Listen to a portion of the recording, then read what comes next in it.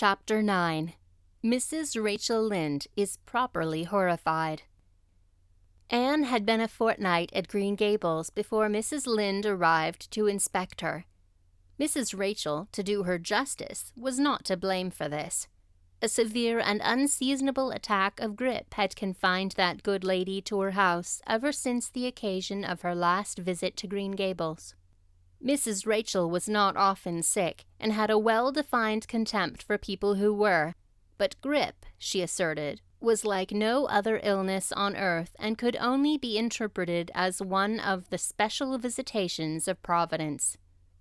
As soon as her doctor allowed her to put her foot out of doors, she hurried up to Green Gables, bursting with curiosity to see Matthew and Marilla's orphan, concerning whom all sorts of stories and suppositions had gone abroad in Avonlea. Anne had made good use of every waking moment of that fortnight. Already she was acquainted with every tree and shrub about the place. She had discovered that a lane opened out below the apple orchard and ran up through a belt of woodland, and she had explored it to its furthest end in all its delicious vagaries of brook and bridge, fir coppice and wild cherry arch, corners thick with fern, and branching byways of maple and mountain ash. She had made friends with the spring down in the hollow, that wonderful, deep, clear, icy cold spring. It was set about with smooth red sandstones and rimmed in by great palm-like clumps of water fern, and beyond it was a log bridge over the brook. That bridge led Anne's dancing feet up over a wooded hill beyond, where perpetual twilight reigned under the straight, thick-growing firs and spruces. The only flowers there were myriads of delicate June bells, those shyest and sweetest of woodland blooms, and a few pale aerial starflowers, like the spirits of last year's blossoms. Gossamers glistened like threads of silver among the trees, and the fir boughs and tassels seemed to utter friendly speech. All these raptured voyages of exploration were made in the odd half-hours which she was allowed to play, and Anne talked Matthew and Marilla half-deaf over her discoveries. Not that Matthew complained, to be sure. He listened to it all with a wordless smile of enjoyment on his face. Marilla permitted the chatter until she found herself becoming too interested in it, whereupon she always promptly quenched Anne by a curt command to hold her tongue. Anne was out in the orchard when Mrs. Rachel came, wandering at her own sweet will through the lush, tremulous grasses splashed with ruddy evening sunshine, so that good lady had an excellent chance to talk her illness fully over, describing every ache and pulse beat with such evident enjoyment that Marilla thought even grippe must bring its compensations. When details were exhausted, Mrs. Rachel introduced the real reason of her call. "I've been hearing some surprising things about you and Matthew." "I don't suppose you're any more surprised than I am," said Marilla. "I'm getting over my surprise now." "It was too bad there was such a mistake," said Mrs. Rachel sympathetically. "Couldn't you have sent her back?" "I suppose we could, but we decided not to. Matthew took a fancy to her, and I must say I like her myself, although I admit she has her faults. The house seems a different place already. She's a real bright little thing." Marilla said more than she had intended to say when she began, for she read disapproval in Mrs. Rachel's expression. "It's a great responsibility you've taken on yourself," said that lady gloomily, "especially when you've never had any experience with children. You don't know much about her or her real disposition, I suppose, and there's no guessing how a child like that will turn out. But I don't want to discourage you, I'm sure, Marilla." "I'm not feeling discouraged," was Marilla's dry response. "When I make up my mind to do a thing, it stays made up. I suppose you'd like to see Anne. I'll call her in." Anne came running in presently, her face sparkling with the delight of her orchard rovings, but abashed at finding the delight herself in the unexpected presence of a stranger, she halted confusedly inside the door. She certainly was an odd-looking creature in the short, tight, wincey dress she had worn from the asylum, below which her thin legs seemed ungracefully long. Her freckles were more numerous and obtrusive than ever.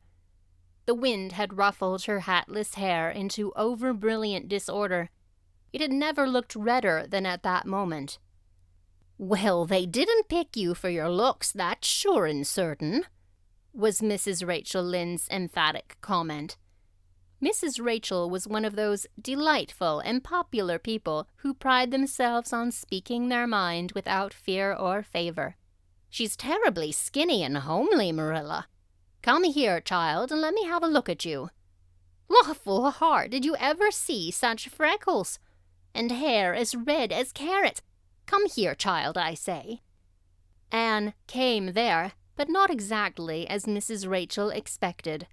With one bound she crossed the kitchen floor and stood before Mrs. Rachel, her face scarlet with anger, her lips quivering, and her whole slender form trembling from head to foot.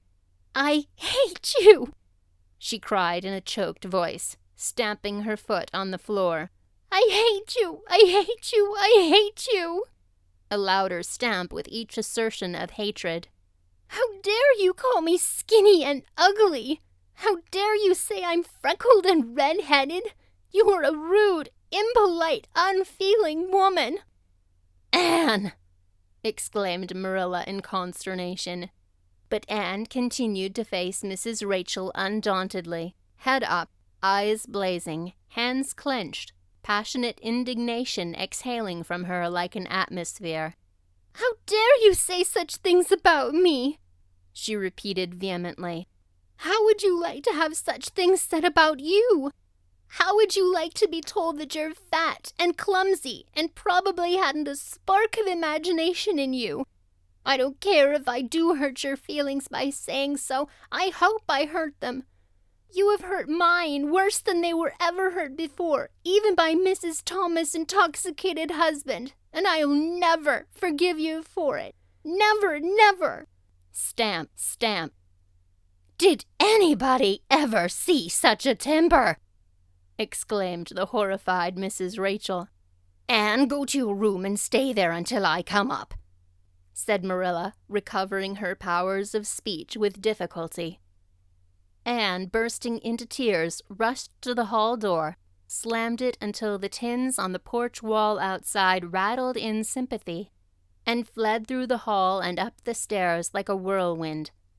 A subdued slam above told that the door of the east gable had been shut with equal vehemence.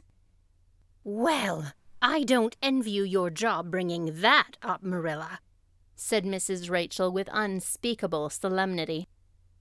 Marilla opened her lips to say she knew not what of an apology or deprecation. What she did say was a surprise to herself then and ever afterwards. "You shouldn't have twitted her about her looks, Rachel." "Marilla Cuthbert, you don't mean to say that you are upholding her in such a terrible display of temper as we have just seen?" demanded Mrs. Rachel indignantly. "No," said Marilla slowly. "I am not trying to excuse her. She's been very naughty, and I'll have to give her a talking to about it. But we must make allowances for her. She's never been taught what is right, and you were too hard on her, Rachel." Marilla could not help tacking on that last sentence, although she was again surprised at herself for doing it. Mrs. Rachel got up with an air of offended dignity. "Well, I see I'll have to be very careful what I say after this, Marilla, since the fine feelings of orphans, brought from goodness knows where, have to be considered before anything else. Oh, no, I'm not vexed. Don't worry yourself. I'm too sorry for you to leave any room for anger in my mind. You'll have your own troubles with that child, but if you'll take my advice, which I suppose you won't do, although I've brought up 10 children and buried 2, you'll do that talking to you mention with a fair-sized birch switch. I should think that would be the most effective language for that kind of a child. Her temper matches her hair, I guess. Well, good evening, Marilla." I hope you'll come down to see me often as usual, but you can't expect me to visit here again in a hurry, if I'm liable to be flown at and insulted in such a fashion. It's something new in my experience." Whereat Mrs. Rachel swept out and away, if a fat woman who always waddled could be said to sweep away, and Marilla, with a very solemn face, betook herself to the east gable. On the way upstairs, she pondered uneasily as to what she ought to do. She felt no little dismay over the scene that had just been enacted. How unfortunate that Anne should have displayed such temper before Mrs. Rachel Lynde, of all people. Then Marilla suddenly became aware of an uncomfortable and rebuking consciousness that she felt more humiliation over this than sorrow over the discovery of such a serious defect in Anne's disposition. And how was she to punish her? The amiable suggestion of the birch switch, to the efficiency of which all of Mrs. Rachel's own children could have borne smarting testimony, did not appeal to Marilla. She did not believe she could whip a child. No, some other method of punishment must be found to bring Anne to a proper realization of the enormity of her offense. Marilla found Anne face down on her bed, crying bitterly, quite oblivious of muddy boots on a clean counterpane. "Anne," she said, not ungently. No answer. "Anne," with greater severity, "get off that bed this minute and listen to what I have to say to you." Anne squirmed off the bed and sat rigidly on a chair beside it, her face swollen and tear-stained, and her eyes fixed stubbornly on the floor. "This is a nice way for you to behave. Anne, aren't you ashamed of yourself?" "She hadn't any right to call me ugly and red-headed," retorted Anne, evasive and defiant. "You hadn't any right to fly into such a fury and talk the way you did to her, Anne. I was ashamed of you, thoroughly ashamed of you. I wanted you to behave nicely to Mrs. Lynde, and instead of that you have disgraced me. I'm sure I don't know why you should lose your temper like that just because Mrs. Lynde said you were red-headed and homely. You say it yourself often enough." "Oh, but there's such a difference between saying a thing yourself and hearing other people say it," wailed Anne. "You may know a thing is so, but you can't help hoping other people don't quite think it is. I suppose you think I have an awful temper, but I couldn't help it. When she said those things, something just rose up in me and choked me. I had to fly out at her." "Well, you made a fine exhibition of yourself, I must say. Mrs. Lynde will have a nice story to tell about you everywhere, and she'll tell it, too. It was a dreadful thing for you to lose your temper like that, Anne." "Just imagine how you would feel if somebody told you to your face that you were skinny and ugly," pleaded Anne tearfully. An old remembrance suddenly rose up before Marilla. She had been a very small child when she had heard one aunt say of her to another, "What a pity she is such a dark, homely little thing." Marilla was every day of 50 before the sting had gone out of that memory. "I don't say that I think Mrs. Lynde was exactly right in saying what she did to you, Anne," she admitted in a softer tone. "Rachel is too outspoken, but that is no excuse for such behavior on your part. She was a stranger and an elderly person and my visitor, all 3 very good reasons why you should have been respectful to her. You were rude and saucy and—" Marilla had a saving inspiration of punishment.